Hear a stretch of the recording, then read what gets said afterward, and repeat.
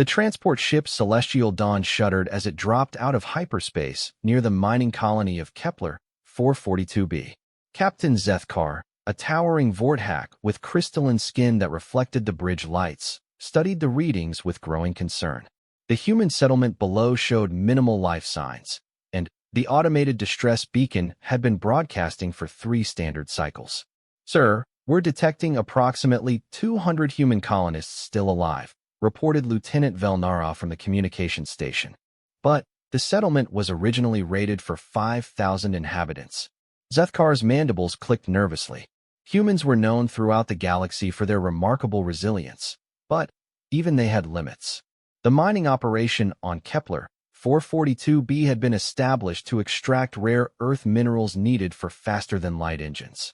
If the colony had failed, it would represent a significant loss for the Galactic Trade Consortium.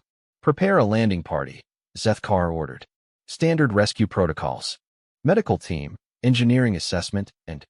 He paused, considering the mysterious nature of human behavior that had puzzled alien species for decades since first contact. "Include anthropologist Credan. We may need to understand human psychology to determine what happened here."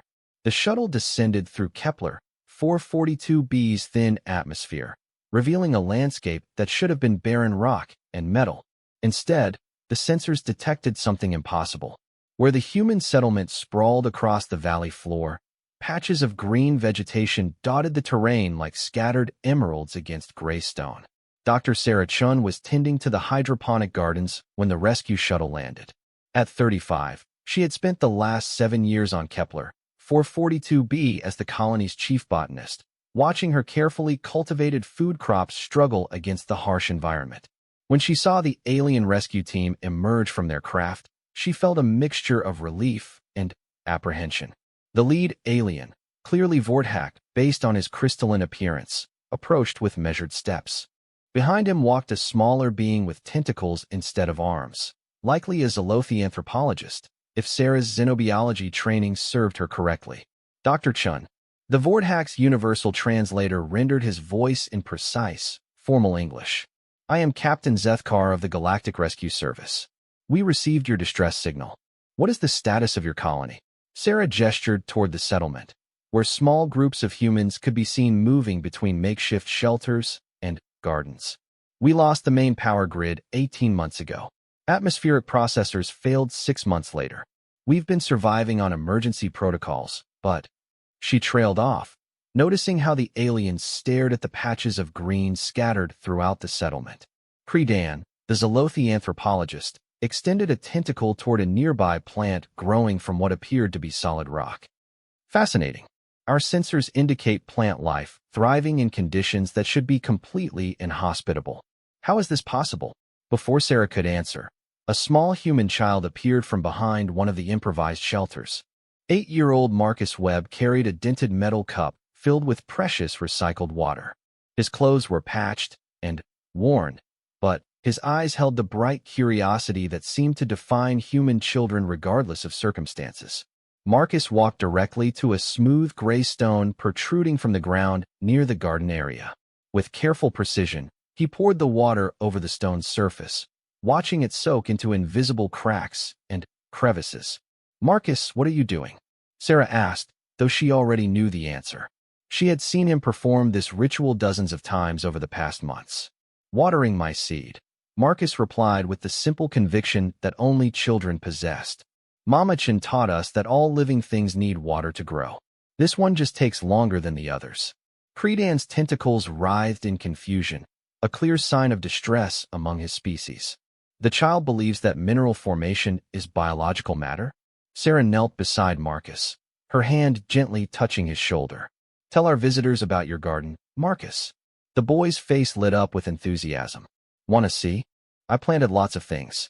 He led the bewildered alien rescue team through the settlement, pointing out various stones, chunks of metal, and mineral formations that he had been systematically watering and tending for months. Captain Zethkar exchanged glances with his anthropologist. In their experience, species facing extinction typically exhibited panic, desperation, or resignation. They had never encountered a situation where the young ones continued to exhibit such irrational optimism in the face of certain doom. Dr. Chun, Zethkar said carefully, surely you understand that the child's actions serve no practical purpose? These are geological formations, not biological entities capable of growth. Sarah's expression softened as she watched Marcus continue his tour, explaining to fascinated alien observers how each of his seeds had different needs and requirements. You're absolutely right, Captain. What Marcus is doing makes no scientific sense whatsoever. She led them to a raised observation platform that overlooked the entire settlement. From this vantage point, the patches of green vegetation formed a clear pattern, each cluster of thriving plants centered around the stones and mineral formations that Marcus and other children had been tending. But here's what I've learned about humans during our time here, Sarah continued. Sometimes believing in something impossible is exactly what makes it possible. Dr. Emil Vasquez, the colony's geologist, approached the group with a tablet displaying mineral composition readings. At 42, he had spent his career studying planetary formations, but Kepler 442b had challenged every assumption he held about how worlds developed. Captain, Emil said, nodding respectfully to the Vorthak officer, I think you need to see these readings. The mineral compositions around the settlement have been changing at an accelerated rate over the past 18 months. Zethkar examined the data, his crystalline features reflecting his confusion. These readings suggest active geological transformation. But your colony lacks the industrial equipment necessary to trigger such changes. Emil glanced at Sarah, then at Marcus, who was now demonstrating to a fascinated Zelothi engineer how to properly water a chunk of iron ore. That's correct, sir. We have no equipment capable of this level of geological manipulation. The rescue team spent the next several hours documenting what they found. In every area where the human children had been systematically watering stones and mineral formations, the surrounding soil showed increased mineral complexity, improved water retention, and inexplicably enhanced conditions for plant growth. Dr. Creedan interviewed dozens of colonists, trying to understand the psychological mechanisms that had led to this behavior. The pattern was consistent. As resources dwindled and hope seemed lost, the adult humans had focused on survival necessities. But the children, led by Marcus and a few others, had continued their planting activities despite being told repeatedly that stones could not grow. It began about 14 months ago, explained Maria Santos, the colony's chief engineer and Marcus's mother. The kids started collecting interesting rocks and mineral samples. We thought it was just a way to cope with stress, playing pretend that things were normal. She pointed to where Marcus was now giving a Vorthak engineer detailed instructions on proper watering techniques. But Marcus insisted these weren't just rocks. He said they were seeds that needed time and care to grow. Even when the food ran low, even when the power failed, he kept taking water for his garden. What the aliens found most disturbing was not the children's irrational behavior, but the adults' response to it. Instead of correcting the scientific misconceptions, the human colonists had gradually begun supporting the children's activities. Parents rationed their own water to ensure the children could continue their stone watering rituals. Adults helped carry heavy mineral specimens to optimal locations for the children's planting efforts. Captain Zethkar called his crew together for an evening briefing in their shuttle. The data they had collected defied several fundamental principles of geology, biology, and psychology as understood by the galactic scientific community. The humans are exhibiting collective delusional behavior, reported Chief Medical Officer Dr. Thexran, an insectoid Kithrin with compound eyes that missed no detail. They have convinced themselves that mineral formations can be cultivated like biological organisms. And yet, Creedan interjected, the environmental improvements around their settlement are measurable and significant. Somehow, their irrational behavior is producing beneficial results that our science cannot explain. Zethkar studied the settlement through the shuttle's viewports.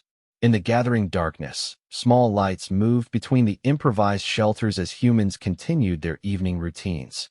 Children's voices could be heard singing traditional lullabies, while adults worked on repairs and maintenance with whatever materials they could salvage. What troubles me most, the captain admitted, is that they are not merely surviving. They appear to be thriving under conditions that should have led to total colony collapse months ago. The next morning brought a discovery that would change everything the rescue team thought they understood about human behavior. Marcus had awakened before dawn, as was his custom, to check on his stone garden. But today, something was different. The large gray stone he had been watering most faithfully, a chunk of metamorphic rock he had found near the failed mining equipment, showed hairline cracks across its surface. Not the thermal fractures that would be expected from temperature changes, but organized patterns that suggested internal pressure and movement. Marcus ran to find Dr. Chun, his excitement barely contained. Mama Chun, come quick. My biggest seed is finally ready to sprout. Sarah followed the boy to his stone garden, expecting to find another example of childhood imagination transforming ordinary geological processes into magical thinking. Instead, she found herself staring at something that challenged her understanding of how the universe worked. The stone was indeed cracking, but not randomly. The fissures formed geometric patterns that reminded her of cellular division in biological organisms. More impossibly, a faint luminescence emanated from within the cracks, pulsing with a rhythm that seemed almost like a heartbeat. Dr. Chun, Marcus tugged at her sleeve. Is my seed okay? It's making pretty lights, but I don't want it to be sick. Sarah knelt beside the stone, her scientific mind racing to find explanations for what she was observing. The luminescence suggested some form of chemical reaction, possibly triggered by the repeated application of water over time.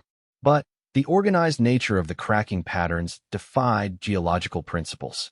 She reached out cautiously to touch the stone's surface, then jerked her hand back in surprise. The rock was warm, not from external heat, but from some internal energy source that should not exist in dead mineral matter. Marcus, she said carefully, I think your seed might be very special. Let's go get the visitors so they can see this too.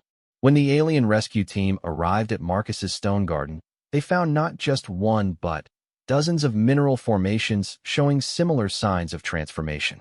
Each stone that had been consistently watered by the children exhibited some form of change, altered color, modified texture, geometric crack patterns, or the strange internal luminescence. Captain Zethkar ran his handheld scanner over several specimens, recording readings that made no sense according to known physics. The stones showed energy signatures typically associated with living organisms, but they were clearly composed of inorganic mineral compounds. This is impossible, Dr. Thexran muttered, his compound eyes reflecting the soft glow emanating from Marcus's primary stone. Mineral formations do not exhibit bioelectric activity. But Credan was studying something else entirely. He had noticed that wherever the stone transformations were most advanced, the surrounding plant growth was most robust. The children's gardening activities had somehow created optimal conditions for both mineral transformation and biological cultivation. Dr. Chun, the Zolothi anthropologist, said slowly, how long have the children been maintaining this behavior pattern? Sarah thought back through the months of crisis and gradual adaptation. Marcus started about 14 months ago, right after the main power grid failed. Other children joined in over time.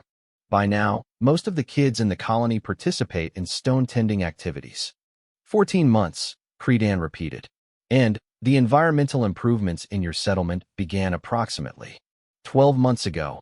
Emil Vasquez finished, understanding the implication. About 2 months after the children started their watering routines. The alien rescue team spent the rest of the day documenting and analyzing the phenomena they had discovered. By evening, they had identified 47 separate instances of mineral transformation occurring throughout the settlement, each corresponding to stones that had received regular care from human children. But the most significant discovery came when Dr. Thexran completed his biological analysis of the settlement's plant life. The crops growing near the transformed stones showed genetic modifications that enhanced their ability to extract nutrients from mineral-poor soil and survive in low-oxygen atmospheric conditions. The plants have adapted to thrive in this environment, the Kithran doctor reported. But these genetic changes should have required thousands of generations of natural selection. They have occurred in less than one standard year. Captain Zethkar found himself facing a situation unlike anything in his 40 years of galactic service.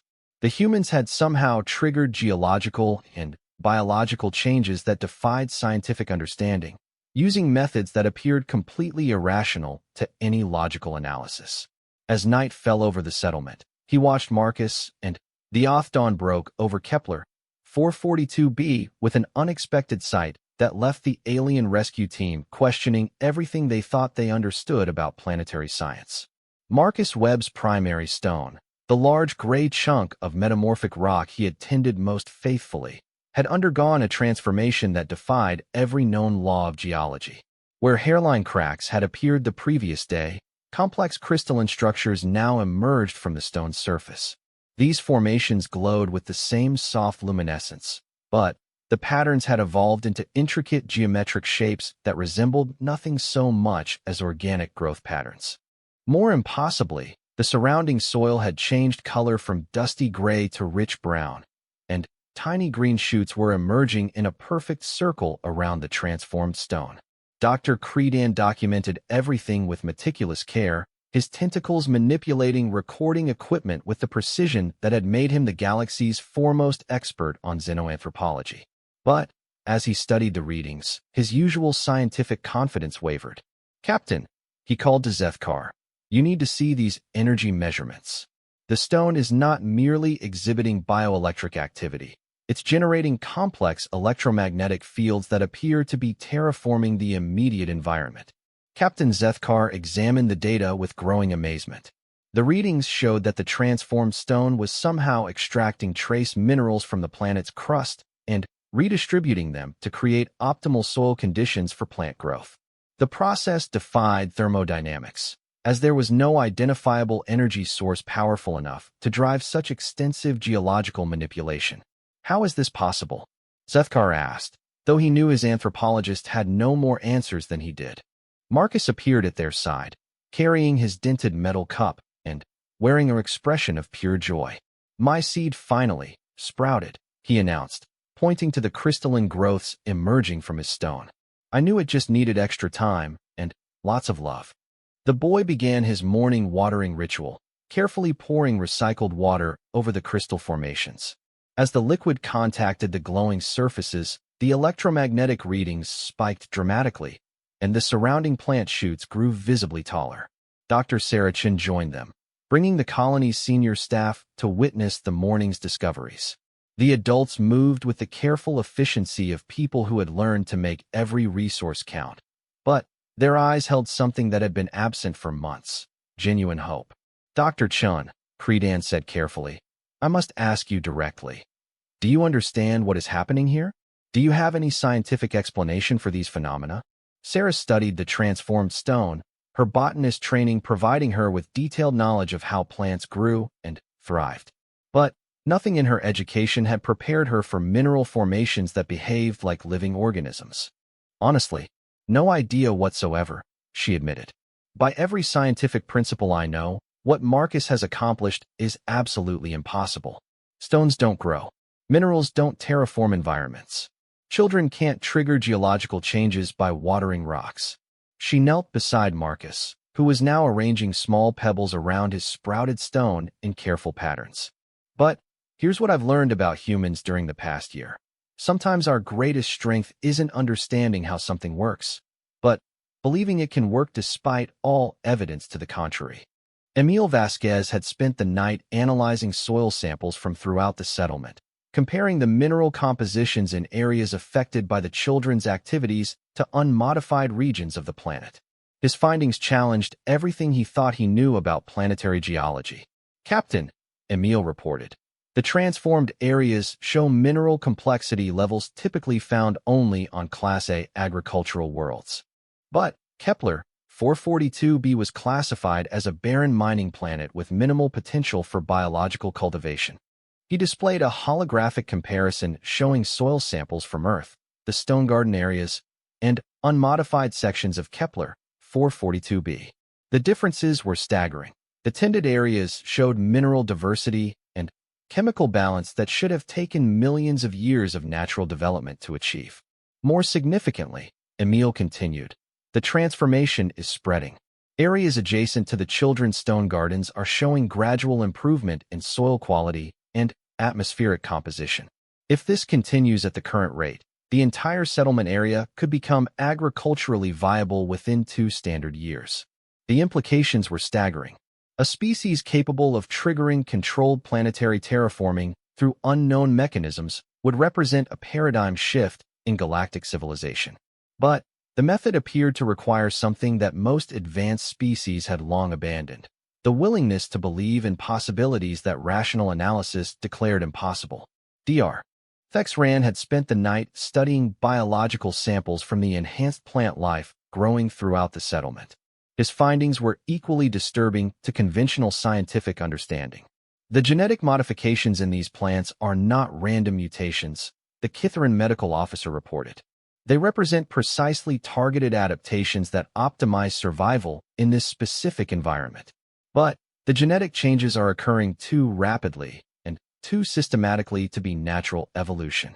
He gestured toward a cluster of enhanced crops growing near one of the transformed stones. These modifications should require advanced genetic engineering techniques that your colony lacks. Yet they are happening spontaneously wherever the children maintain their stone-tending activities. Captain Zethkar found himself confronting a crisis that went beyond simple rescue operations. If humans possessed some unknown ability to manipulate geological and biological systems through belief-based methodologies, it would revolutionize galactic understanding of terraforming, agriculture, and planetary development. But equally troubling was the apparent requirement for what could only be described as irrational faith in impossible outcomes. Every advanced civilization in the galaxy had achieved their technological sophistication by abandoning magical thinking and embracing logical analysis. The idea that irrationality might be a necessary component of certain types of environmental manipulation challenged fundamental assumptions about intelligence and progress. Young Marcus Webb continued his morning routine, oblivious to the profound implications of his activities.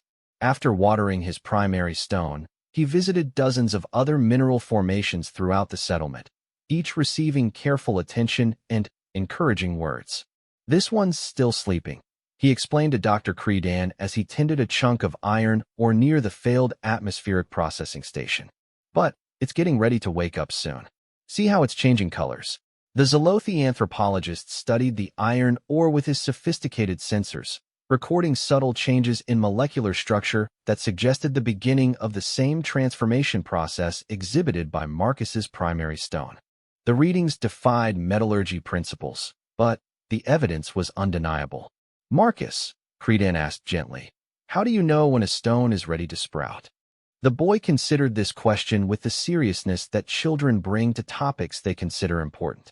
"They tell me," he said simply, "not with words like people use, but I can feel when they're happy or sad or tired. This one," he patted the iron ore affectionately, "has been very quiet, but yesterday it started humming a little bit."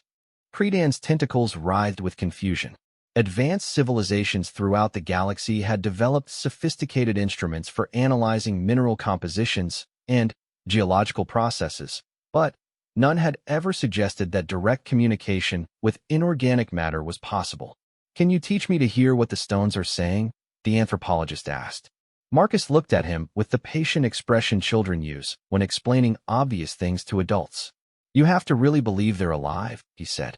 "And you have to take care of them every day, even when it's hard or other people think you're being silly."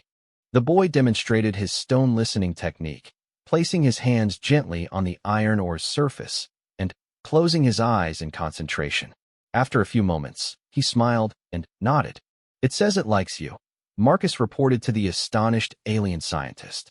"But it thinks you worry too much about rules and not enough about possibilities." Dr. Sarah Chun had been observing this interaction with growing amazement. As a trained botanist, she understood the scientific method and the importance of measurable, repeatable results. But she also understood that human children possessed intuitive capabilities that adults often lost through education and experience. "Dr. Credan," she said thoughtfully, "would you be willing to participate in an experiment?" The Zolothi anthropologist agreed. Though he was unsure what methodology could bridge the gap between rigorous scientific analysis and a human child's intuitive stone communication techniques. Sarah led them to an area of the settlement where several unmodified mineral formations lay scattered across the dusty ground. These stones had not been included in the children's tending routines and showed no signs of transformation or enhanced electromagnetic activity.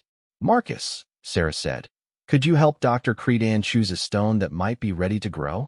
The boy walked among the scattered minerals with careful attention, occasionally stopping to touch or examine particular specimens. Finally, he selected a smooth chunk of quartz crystal that appeared completely unremarkable to visual inspection. "This one wants to help," Marcus announced. "It's been waiting for someone to notice it." Sarah handed Dr. Credan a container of precious recycled water. "For the next week, I want you to follow Marcus's instructions exactly. Water this stone daily, speak to it encouragingly, and maintain absolute belief that it will eventually sprout and grow." Credan's scientific training rebelled against such obviously irrational methodology. But his anthropological expertise recognized that understanding human psychology might require direct participation in human behavioral patterns, regardless of how illogical they appeared. "I will comply with the experimental protocol," he agreed formally. Marcus clapped his hands with delight. "You have to give it a name too," he added. "Plants grow better when they know what to call themselves."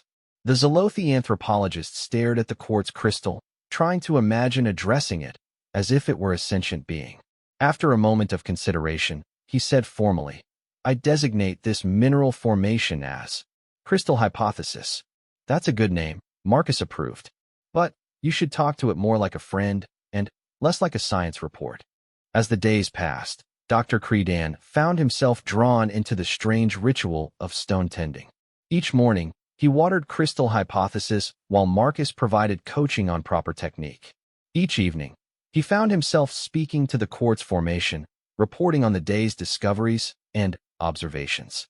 To his amazement, the twice-daily interactions began to feel natural rather than absurd.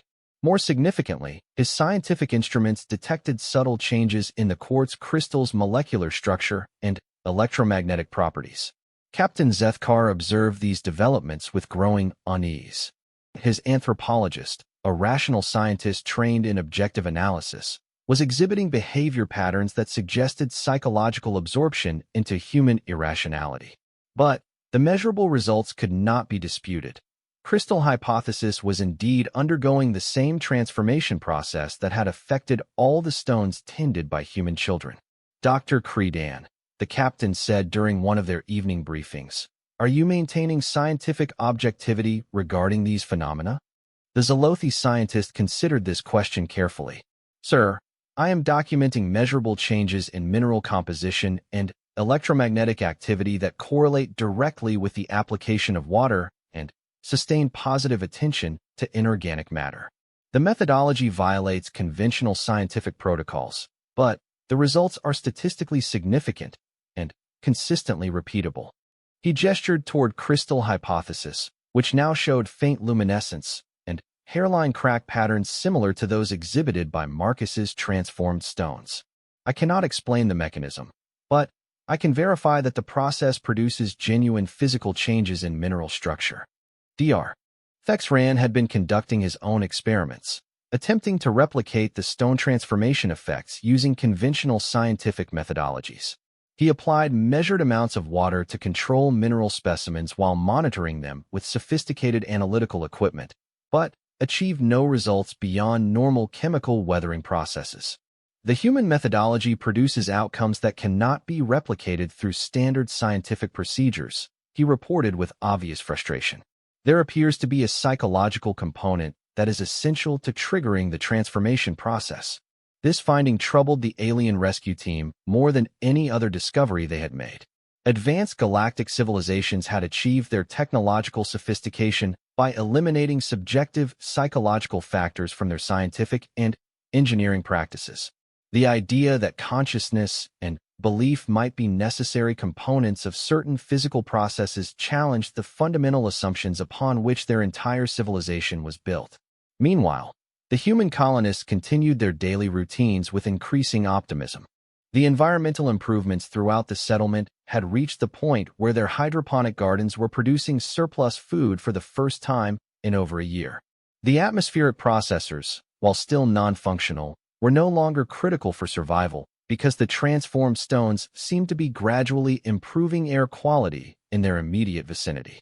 Marcus Webb had become something of a celebrity among both the human colonists and their alien visitors. But the attention did not change his basic routine. He continued to rise each morning to tend his stone garden, watering each formation with careful attention and speaking to his mineral friends about their progress and needs. "Dr. Chun," he said one morning while tending his primary stone, "do you think our visitors will stay long enough to see all the seeds grow?" Sarah looked at the alien rescue team, who were conducting their daily measurements and analyses with expressions of profound bewilderment. "I think they'll stay as long as it takes to understand what's happening here, Marcus." The boy nodded seriously. "Good. I think they need to learn how to listen to stones. Their planet probably has lots of seeds waiting for someone to help them grow." 2 weeks after the rescue team's arrival on Kepler 442b, the phenomenon that had begun with a child watering stones had evolved into something that challenged the fundamental understanding of reality itself. Dr. Credan's crystal hypothesis had not only sprouted crystalline formations identical to those in Marcus's stone garden, it had begun to sing. The sound was barely audible to human ears, a soft harmonic resonance that seemed to emerge from within the transformed quartz crystal. But, to the Zolothi anthropologist's sensitive auditory organs, the mineral formation was producing complex tonal patterns that resembled nothing so much as a form of communication. "Captain," Credan reported during the morning briefing, "I am detecting what can only be described as organized acoustic emissions from the transformed mineral specimens. The patterns suggest intentional communication rather than random resonance." Captain Zethkar studied the acoustic analysis with growing unease. The data showed that all 47 transformed stones throughout the settlement were producing similar harmonic patterns, creating a complex symphony of mineral voices that had been inaudible to the human colonists but was clearly detectable to sophisticated alien sensors. "Are you suggesting these mineral formations have achieved some form of consciousness?" Zethkar asked. "I am suggesting they are exhibiting behaviors typically associated with consciousness," Credan replied carefully. "Whether this represents genuine self-awareness or some form of complex chemical response to environmental stimuli remains unclear." Dr. Thexran had spent the previous week analyzing the biological changes occurring throughout the settlement. His findings painted a picture of accelerated evolution that should have been impossible under any known scientific principles. The plant life growing near the transformed stones is not merely adapted for survival in this environment, the Kithran medical officer reported. The genetic modifications appear to be optimized for maximum symbiotic relationship with the mineral formations. The plants and stones seem to be developing interdependent biological and geological systems. He displayed holographic models showing the complex chemical exchanges occurring between the enhanced vegetation and the singing stones. The plants were providing organic compounds that the stones somehow processed and redistributed as improved soil nutrients. In return, the stones generated electromagnetic fields that enhanced plant growth and protected the vegetation from atmospheric toxins. "What we are observing," Thexran concluded, "is the real-time development of a hybrid biogeological ecosystem that should require millions of years of natural evolution to achieve stability and complexity." But the most disturbing development was the discovery that the transformation effect was spreading beyond the settlement boundaries. Emil Vasquez had detected mineral composition changes extending nearly 2 kilometers from the original stone gardens, suggesting that the terraforming process was expanding at an accelerating rate. "If this continues," Emil reported, "the entire planetary surface could be affected within 10 standard years. We could be witnessing the transformation of a barren mining world into a Class A agricultural planet through mechanisms that our science cannot explain or control." The implications terrified Captain Zethkar. Uncontrolled planetary transformation represented a potential threat to galactic stability. If humans could accidentally trigger geological changes of this magnitude through childhood behavior patterns, What might they accomplish if they deliberately focused their strange abilities on larger objectives? But Marcus Webb remained blissfully unaware of the cosmic implications of his stone-watering activities. He continued his daily routines with the same careful attention he had always shown, speaking encouragingly to his mineral friends and celebrating each new sign of growth and development. "Look," he called to Dr. Sarachin one morning, pointing excitedly at his primary stone. "The crystals are getting bigger, and they're making music now." Sarah listened carefully to the barely audible harmonics emerging from the transformed stone. To her human ears, the sounds were hauntingly beautiful, like wind chimes made of starlight and hope. But she knew that alien sensors detected far more complex patterns in the mineral songs. "Marcus," she said gently, "Dr. Creedan thinks your stones are trying to talk to us. Can you understand what they're saying?" The boy tilted his head in concentration, placing his hands on the singing crystal formations with the same careful attention he had always shown. After several minutes, his face brightened with understanding. "They're happy," he reported. "They say thank you for helping them wake up and grow. And they want to help make the whole planet beautiful and green so more people can live here safely." Dr. Creedan, who had been monitoring this conversation with his recording equipment, felt his tentacles writhe with excitement. If Marcus could indeed interpret the acoustic patterns produced by the transformed stones, he might provide the key to understanding how the biogeological symbiosis functioned. "Marcus," the Zolothi anthropologist said carefully, "could you ask your stones how they are changing the soil and helping plants grow?" The boy placed his hands on Crystal Hypothesis, which had begun producing its own harmonic patterns over the past few days.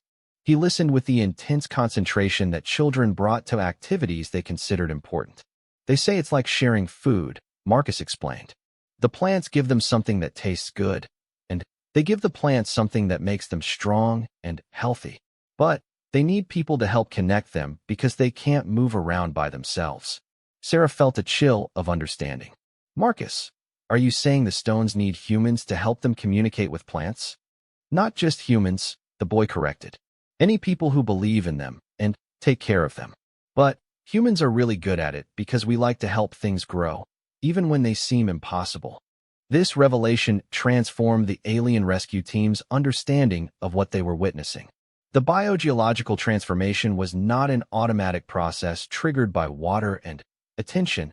It was a form of three-way symbiosis that required conscious participation from intelligent beings willing to believe in possibilities that rational analysis declared impossible. Captain Zethkar called an emergency conference with his senior staff. The implications of Marcus's explanation suggested that humans possessed some form of intuitive interface with geological and biological systems that allowed them to facilitate complex environmental engineering through non-technological means.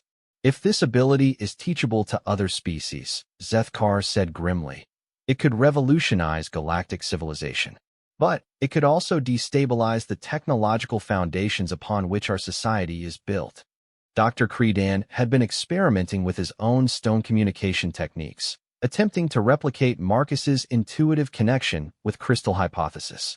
To his amazement, he was beginning to detect subtle variations in the harmonic patterns that seemed to correlate with different types of information. "Sir," he reported, "I believe I am developing some ability to interpret the mineral acoustic emissions.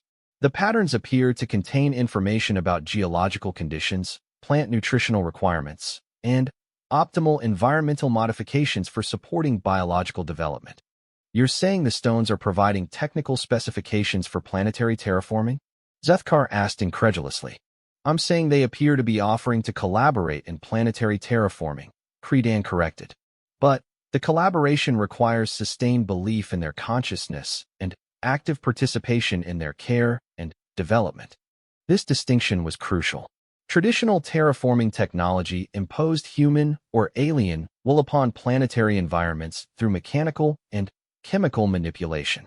But what Marcus had discovered was a methodology that required partnership with the planetary systems themselves, treating geological formations as conscious entities capable of voluntary cooperation in environmental improvement. Dr. Thexran had been analyzing the psychological profiles of the human colonists, trying to understand what mental characteristics enabled their species to develop such unprecedented relationships with inorganic matter. His findings challenged basic assumptions about intelligence and consciousness. The humans exhibit a cognitive flexibility that allows them to maintain simultaneous belief in contradictory concepts, he reported. They can acknowledge that stone transformation is scientifically impossible while simultaneously acting with complete conviction that it will occur. This psychological duality appears to be essential for triggering the biogeological symbiosis. The Kitharin doctor displayed brain scan analysis showing the neural activity patterns of humans engaged in stone-tending activities. During caregiving behaviors directed toward mineral formations, human brain activity shows patterns typically associated with nurturing biological offspring. They are literally treating stones as if they were living children requiring protection and encouragement. But surely this represents a form of psychological dysfunction, Captain Zethkar protested. Rational beings cannot maintain belief systems that contradict observable reality. On the contrary, Dr. Credan interjected, the human ability to maintain multiple contradictory belief systems simultaneously may represent an advanced form of cognitive adaptation. They can function perfectly well using scientific analysis for most activities while reserving magical thinking for specific applications that benefit from non-rational approaches. This concept was profoundly disturbing to species that had achieved advanced civilization through the systematic elimination of irrational thinking. The idea that irrationality might be a valuable cognitive tool rather than a primitive liability challenged everything they understood about intelligence and progress. Meanwhile, the transformation of Kepler 442b continued to accelerate. Areas of the planet that had been barren rock and metal were developing complex ecosystems with impossible speed. The singing stones were somehow coordinating the growth of vast networks of symbiotic plant and mineral systems that created optimal conditions for supporting biological diversity. Marcus Webb had become the unofficial ambassador between the human colony and what the aliens were beginning to think of as the planetary consciousness that was emerging from the stone plant symbiosis. Each morning, he spent time listening to the harmonic communications from his transformed stones, translating their requests and suggestions into language that the adult humans could understand. They want us to help them wake up more friends, Marcus reported after one of his morning communication sessions. There are lots of sleeping seeds all over the planet, but they need people to water them and talk to them before they can start growing. Sarah looked at the alien rescue team, who were recording every word with intense interest. Marcus, are you saying there are more stones like yours throughout the planet? Not just this planet, the boy corrected. They say every planet has sleeping seeds waiting for someone to help them grow. But most people don't know how to listen to them or don't believe they're really alive. Dr. Credan felt his tentacles writhe with excitement and terror in equal measure. If Marcus was correct, the stone transformation phenomenon could potentially be applied to every world in the galaxy. The terraforming implications were staggering, but so were the social and philosophical challenges of teaching advanced civilizations to embrace magical thinking as a legitimate technological methodology. Marcus, Credan asked carefully, could you teach other people from other planets how to listen to stones and help them grow? The boy considered this question seriously. I think so, but they'd have to really want to help, and they'd have to promise to take good care of their stone friends even when it's hard work or other people think they're being silly. Captain Zethkar realized he was confronting a decision that would affect the future of galactic civilization. If he reported the true nature of what they had discovered on Kepler 442b, it would trigger a paradigm shift that could either revolutionize interplanetary development or destabilize the rational foundations of advanced society. Dr. Credan, he said finally, in your professional opinion as a xenoanthropologist, could other species learn to replicate human stone communication techniques? The Zolothi scientist looked at crystal hypothesis, which was now producing complex harmonic patterns and showing the same crystalline growth formations that characterized Marcus's transformed stones. Through weeks of careful attention and willing suspension of disbelief, he had somehow developed his own relationship with what he was becoming convinced was a form of mineral consciousness. Sir, he said slowly, I believe the capacity for biogeological symbiosis may be latent in many species, but it requires the deliberate cultivation of cognitive flexibility that most advanced civilizations have systematically suppressed in favor of purely rational thinking. 3 weeks after the rescue mission had become an unprecedented scientific expedition, Captain Zethkar received an urgent transmission from Galactic Command. The reports from Kepler 442b had triggered intense debate among the ruling councils of 17 major civilizations, and a joint investigative fleet was already en route to verify the claims about human stone transformation capabilities.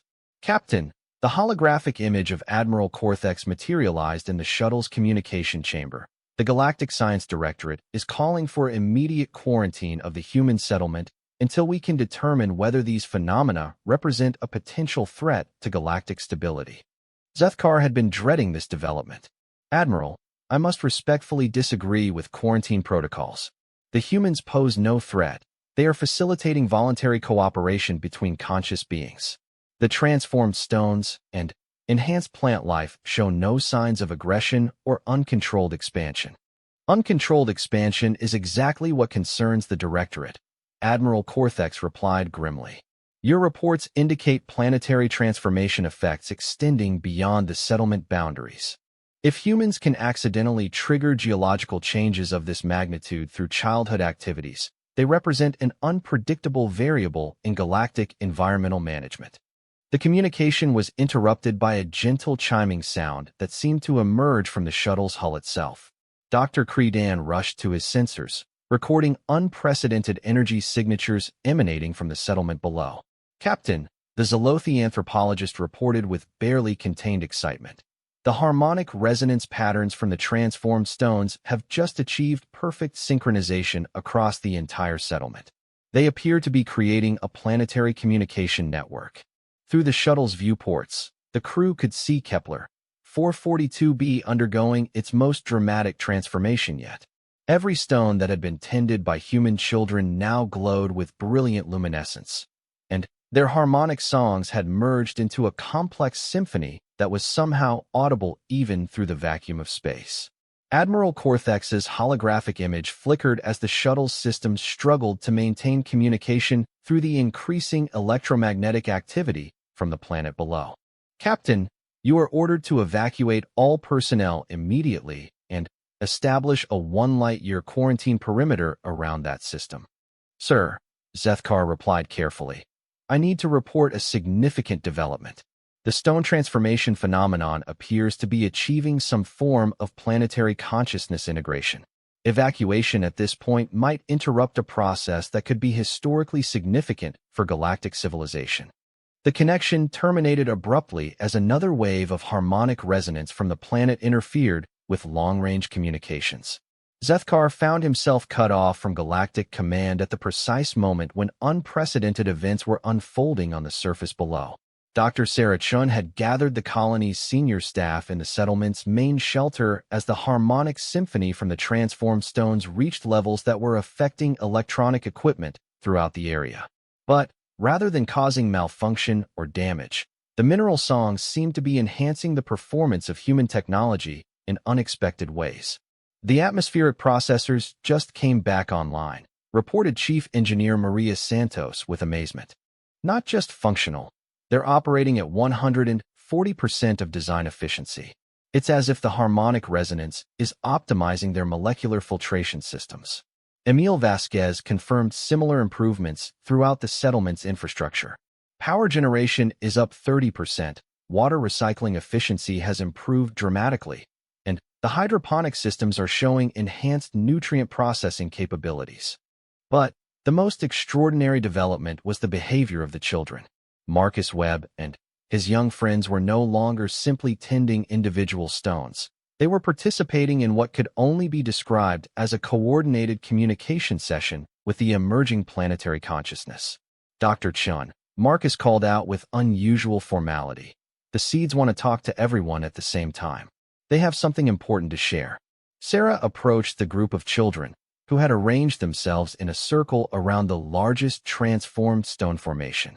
The crystalline growths had evolved into complex geometric structures that pulsed with synchronized light patterns, creating visual displays that seemed to carry meaning and intention. "What do they want to tell us, Marcus?" Sarah asked. The boy placed his hands on the singing crystal formation with the reverence that children reserve for truly significant moments.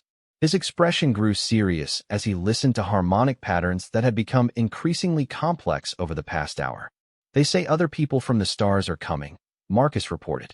"People who are scared and want to stop the growing. But the seeds aren't dangerous. They just want to help make all the worlds beautiful and safe for everyone." Dr. Credan, who had been monitoring the conversation from nearby, felt his tentacles writhe with urgent concern. "Marcus, are you saying the stone consciousness is aware of the approaching galactic investigation fleet? They can hear the metal ships singing in space," the boy explained. "Different kinds of music than the stone songs, but they understand each other. The ship people are worried because they don't know how to listen to planet songs." Sarah felt a chill of understanding. If the transformed stones possessed the ability to detect and interpret technological signatures from galactic vessels, they represented a form of planetary awareness that advanced civilizations had never encountered before. "Marcus," she said carefully, "can you ask your stone friends what they want us to tell the people coming from other planets?" The boy listened intently to the harmonic communications, occasionally nodding or responding with soft humming sounds that seemed to blend with the mineral symphony. Finally, he looked up with the bright clarity that characterized his approach to complex problems. "They want to teach everyone how to help planets grow and be healthy," Marcus said. "But they need people to promise to take care of all the sleeping seeds on all the worlds, not just use them for making things or digging stuff out of the ground." Dr. Thexran had been analyzing the biological changes occurring throughout the settlement as the harmonic resonance reached peak intensity. His findings suggested that the stone-plant symbiosis had evolved into something far more sophisticated than anyone had previously realized. "The biogeological network is demonstrating capabilities that exceed our most advanced terraforming technologies," the Kithrin medical officer reported. "Atmospheric composition is being optimized for multiple species compatibility, soil nutrients are being adjusted for maximum agricultural productivity, and the ecosystem is developing built-in protections against environmental degradation." He gestured toward the readings showing planetary-scale environmental management occurring in real time. "What we are witnessing is not just terraforming. It's the emergence of a planetary intelligence capable of conscious environmental stewardship."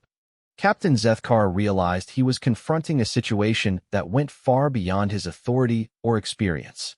The human child's stone-watering activities had somehow awakened a planetary consciousness that offered voluntary cooperation in environmental management, but only in exchange for recognition of its sentient status and commitment to ecological protection rather than exploitation. "Dr. Credan," he said grimly, "in your professional assessment, what would happen if galactic forces attempted to suppress or contain the stone transformation phenomenon?" The Zolothi anthropologists studied the sensor readings showing the increasingly complex harmonic communications between the transformed stones and the human colonists.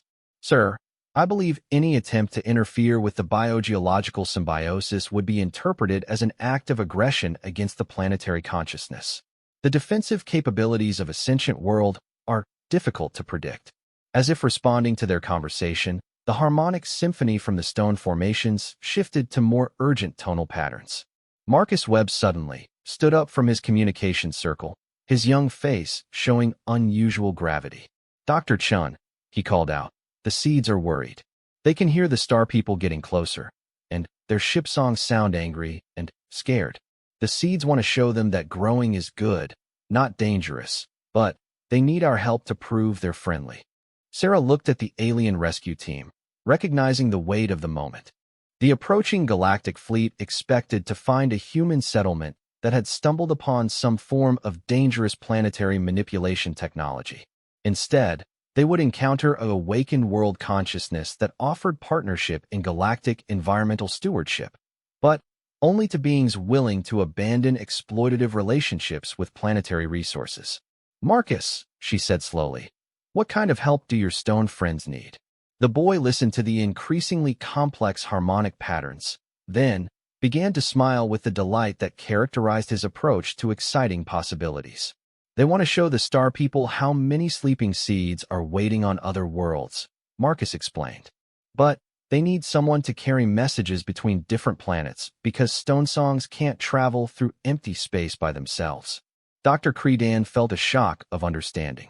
Marcus, are you saying the stones want to establish communication with mineral formations on other worlds throughout the galaxy? Not just talking, the boy corrected. Teaching. Every planet has seeds that want to help make things grow, but they need people to wake them up and take care of them. The star people could help lots of worlds become beautiful and green if they learned how to listen to stone songs. Captain Zethkar realized that Marcus was describing a transformation of galactic civilization from resource extraction to ecological partnership. Instead of mining planets for raw materials, advanced species could collaborate with planetary consciousness to develop sustainable, symbiotic relationships that benefited both biological and geological systems. But such a transformation would require fundamental changes in how advanced civilizations understood intelligence, consciousness, and technological development. Species that had spent millennia learning to suppress magical thinking in favor of rational analysis would have to rediscover the cognitive flexibility that allowed humans to believe in impossible things. Sir, Lieutenant Velnara reported from the shuttle's sensor station. I'm detecting the approach of the Galactic Investigation Fleet. 17 vessels representing major civilizations throughout the galaxy. Estimated arrival in 6 standard hours. Zethkar looked down at the settlement below, where human children the Galactic Investigation Fleet emerged from hyperspace in perfect battle formation. 17 vessels representing the most advanced military technologies in known civilization.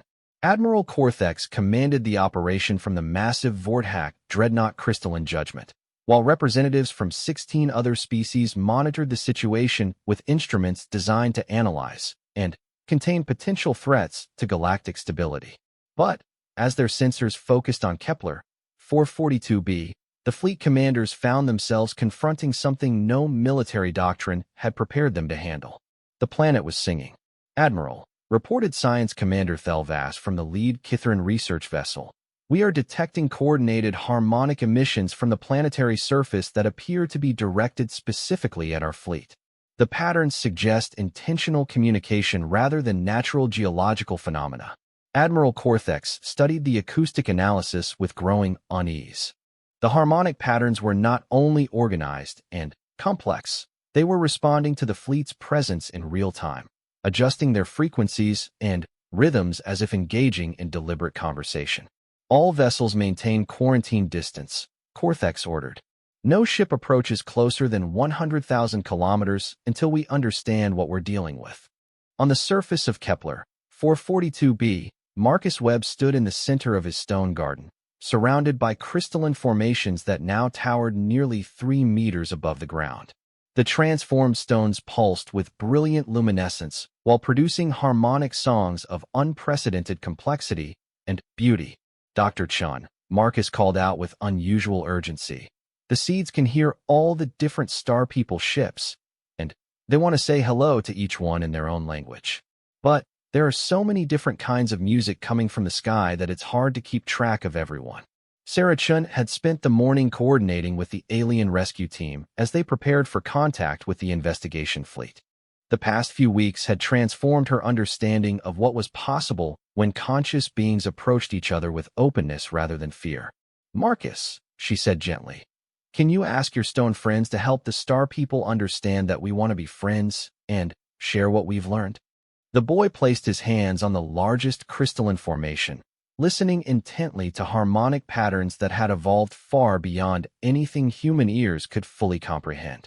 But, somehow, through weeks of careful attention and boundless faith in impossible possibilities, Marcus had developed the ability to interpret the stone consciousness with remarkable precision.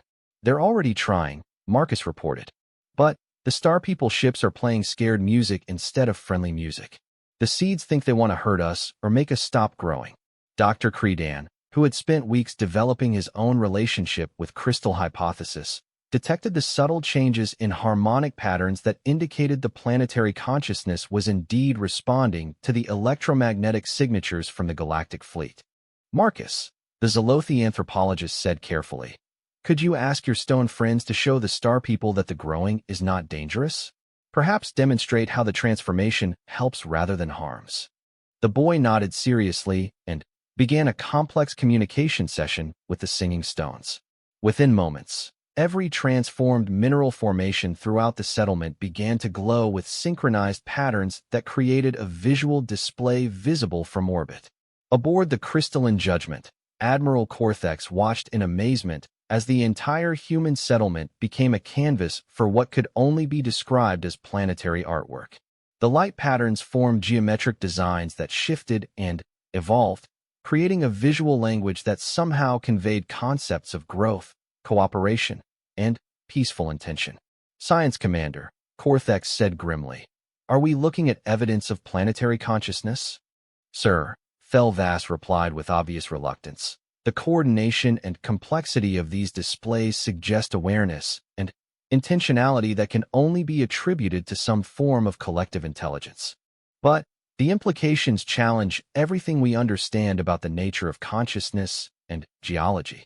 Captain Zethkar, still monitoring the situation from his shuttle in low orbit, opened communication channels to the fleet.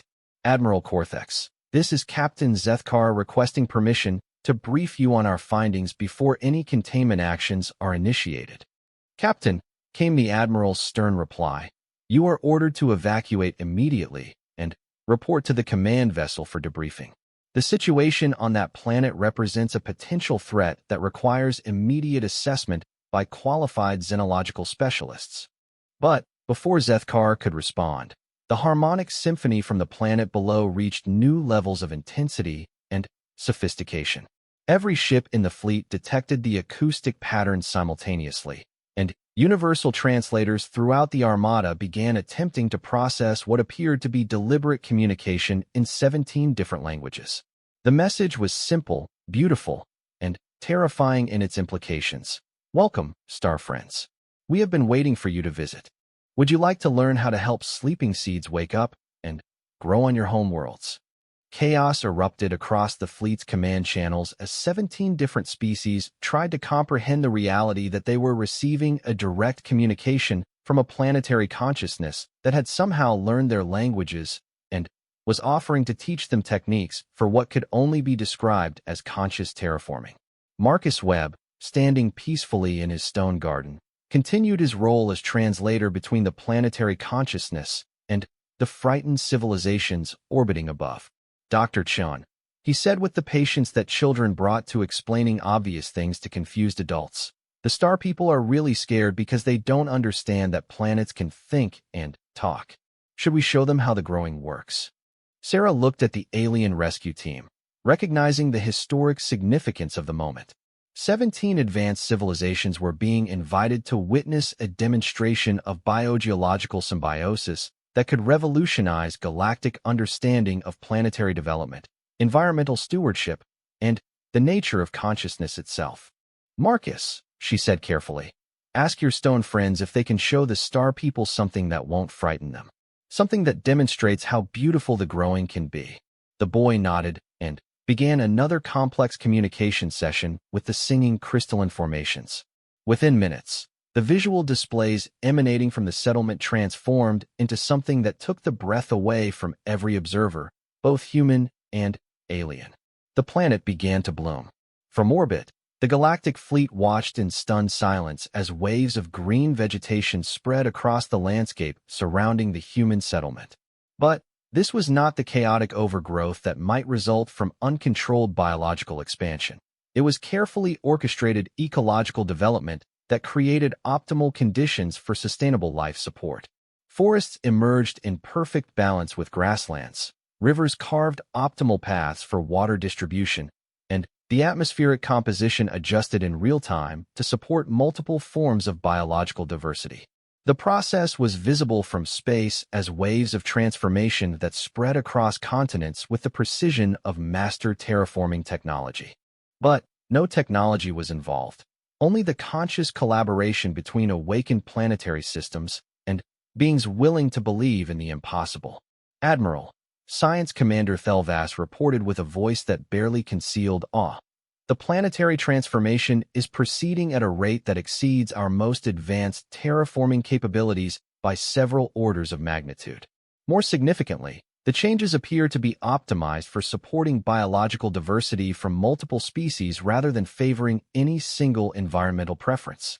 Admiral Cortex studied the readings showing a barren mining world transforming into a garden planet within hours rather than centuries. The implications challenged not only scientific understanding but the economic and political foundations of galactic civilization. "Commander," he said slowly, "are you telling me that this planetary consciousness is offering to collaborate in terraforming worlds throughout the galaxy?" "Sir," Thelvas replied carefully, "the harmonic communications suggest that every planet in the galaxy contains dormant geological consciousness that could be awakened through appropriate care and attention. The human methodology appears to be a form of symbiotic partnership that allows voluntary planetary transformation rather than imposed environmental modification." Dr. Credan, monitoring these communications from the shuttle, felt compelled to add his perspective based on weeks of direct interaction with the stone consciousness. "Admiral," he transmitted, "the planetary intelligence is not making demands or threats.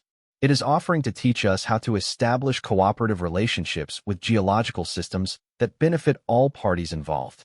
But the methodology requires cognitive approaches that most advanced species abandoned in favor of purely rational technological development." "You're saying we would have to learn to think like children?" Admiral Cortex asked with barely concealed incredulity. "I'm saying we might have to learn that thinking like children represents an advanced cognitive capability that we discarded prematurely in our pursuit of logical sophistication." On the planetary surface, Marcus Webb continued his conversation with the stone consciousness, translating between mineral song and human language while serving as humanity's ambassador to both the awakened planet and the bewildered galactic civilizations orbiting overhead. "Dr. Chun," Marcus reported after another complex communication session, "the seeds want to invite the star people to come down and learn how to listen to stone songs. They promise not to change anything on their home worlds without permission, but they want to show them how many beautiful things are possible when planets and people work together." Sarah realized that Marcus was describing the most significant diplomatic offer in galactic history.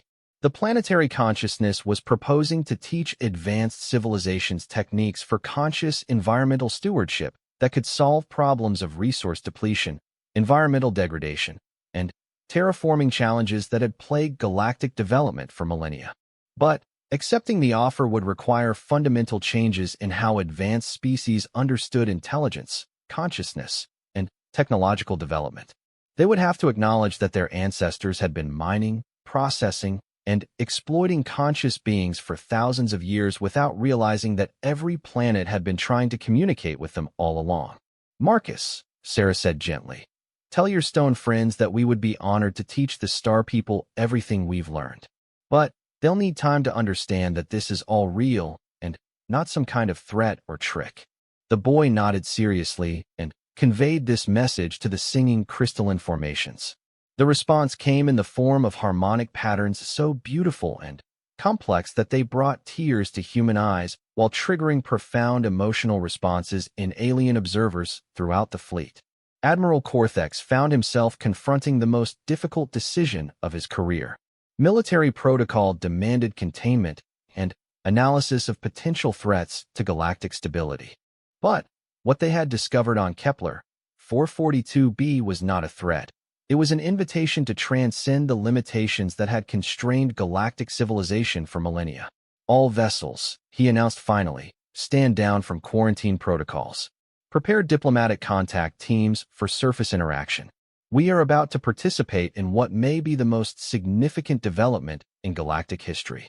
As the investigation fleet shifted from military posture to peaceful contact configuration, Marcus Webb continued his role as translator between the singing stones and the civilizations that were about to learn that the universe was far more alive, conscious, and wonderfully impossible than they had ever dared to imagine.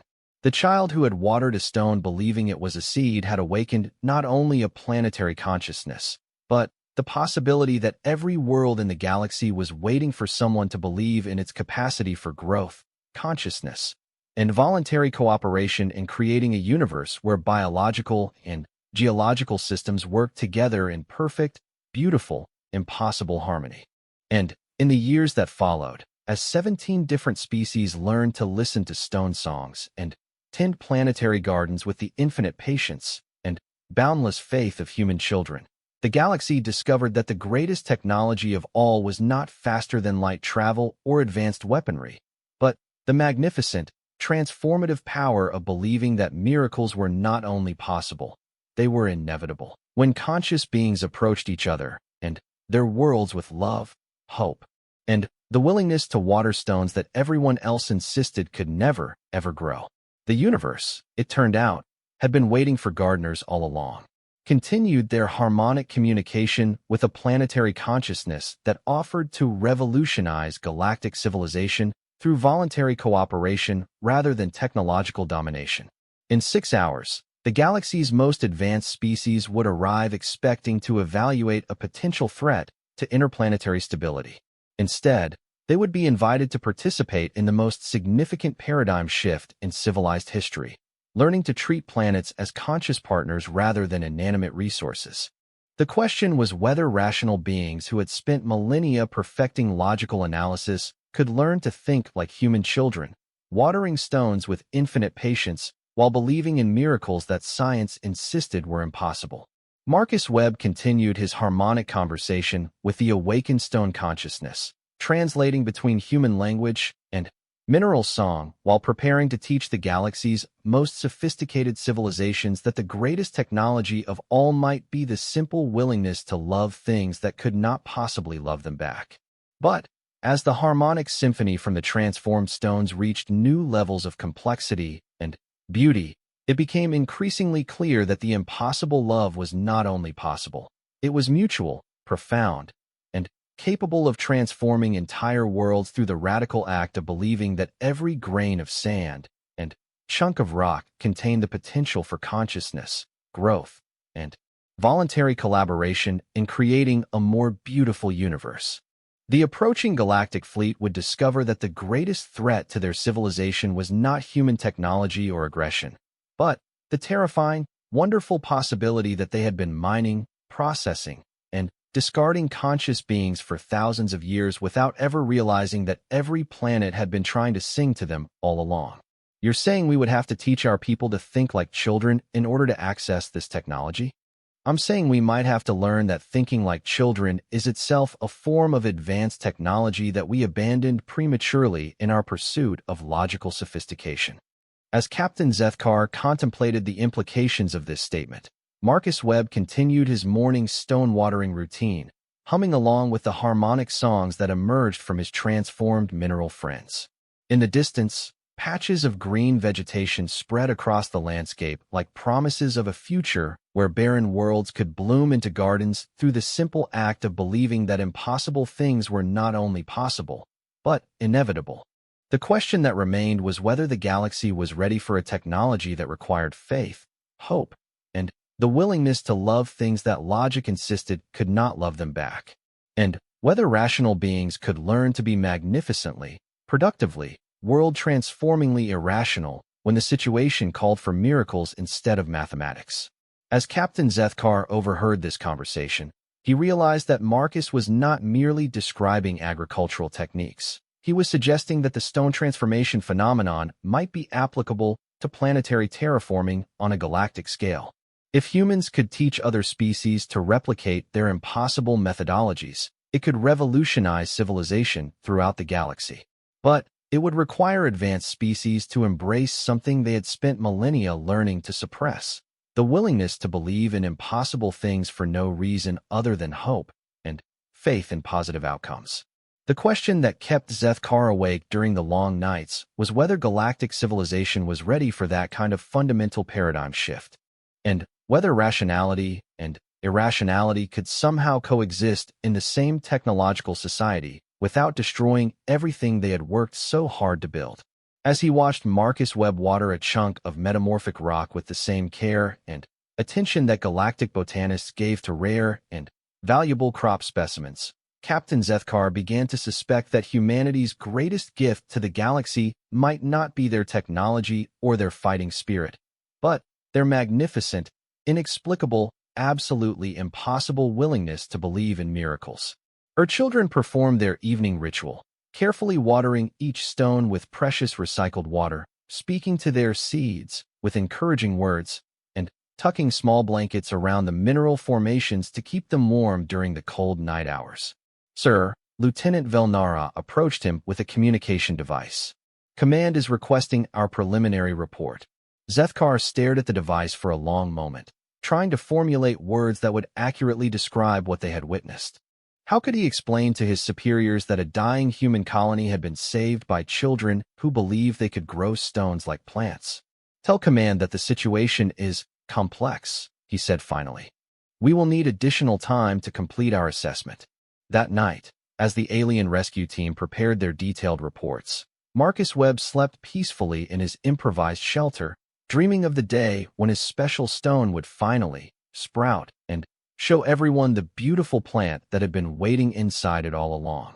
In the darkness outside, 47 mineral formations continued their impossible transformation, pulsing with soft light and radiating warmth into the cold night air. And around each glowing stone, carefully tended plants stretched their leaves toward the stars, thriving in conditions that should have been absolutely impossible for life to exist. The next morning would bring revelations that would challenge everything the galactic community thought they knew about the strange, illogical, wonderfully impossible species called humanity.